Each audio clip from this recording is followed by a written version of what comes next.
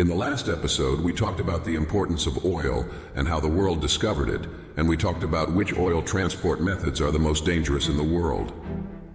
Now we will talk about the importance of the American global system for securing oil transport methods and how America had the biggest role in securing and preserving security throughout the world.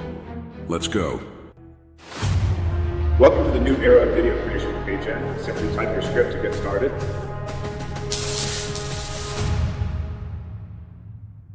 Since the beginning of history, humans have discovered that there are specific ways through which they can achieve greater gains for themselves and develop their societies or countries more. The first way is to seize control of a certain region and keep it yours for good. The second way is to make as many people as possible have an interest in the regime so that it is in the interest of the people to continue the regime. The third way is to make the most expensive and rarest commodity in existence, which is time. What does that mean?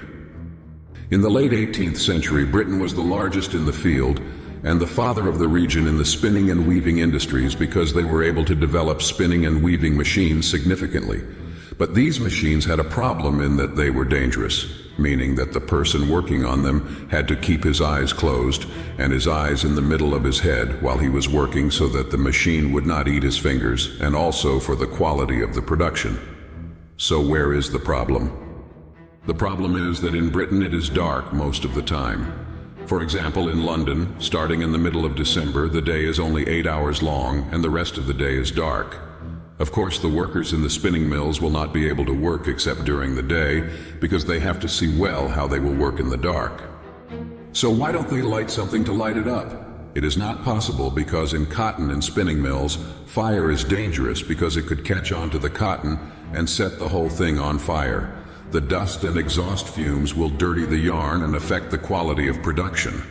So how do we solve this? Then they discovered an excellent solution, which is whale oil, a clean oil that does not produce smoke or exhaust, and it can be very easily used in lanterns that will be used during the day behind glass, so their danger to the yarn and cotton will be much less.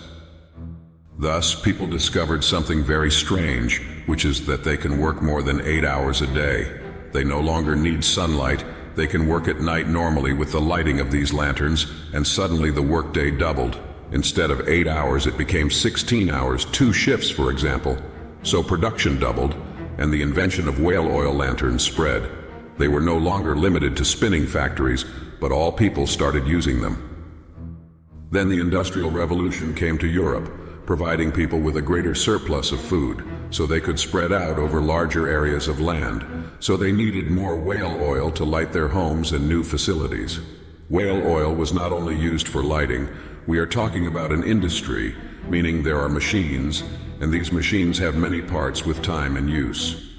It is difficult and painful to use, so it needs oil to keep it working. They found that fish oil is the best solution to this problem. This means that whales became something very important in people's lives. They provided them with light and lubricated machines to keep industry and productivity going.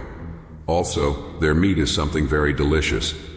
In other words, everyone wins in this process except for the whales, of course. So the rate of whaling increased very significantly to the point that the whales, which used to be millions, became barely tens of thousands in a very short time. But the number of whales decreased greatly, and this means that the production of whale oil also decreased, and consequently demand became greater than supply. So what was the result? The price is rising, so the issue is no longer of concern. We need to find another solution, and the solution actually existed, or 2 solutions, not 1.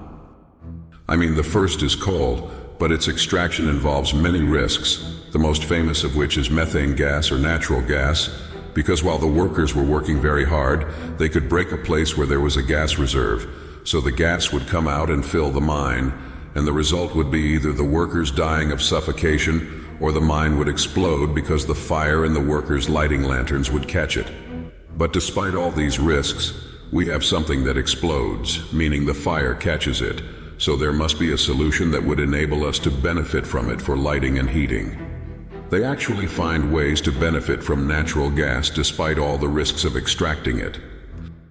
The second solution was kerosene or gas, which unlike natural gas does not explode and does not require you to be near coal mines to extract it, nor does it require any infrastructure, pipes, or anything else. You just need your sturdy lantern.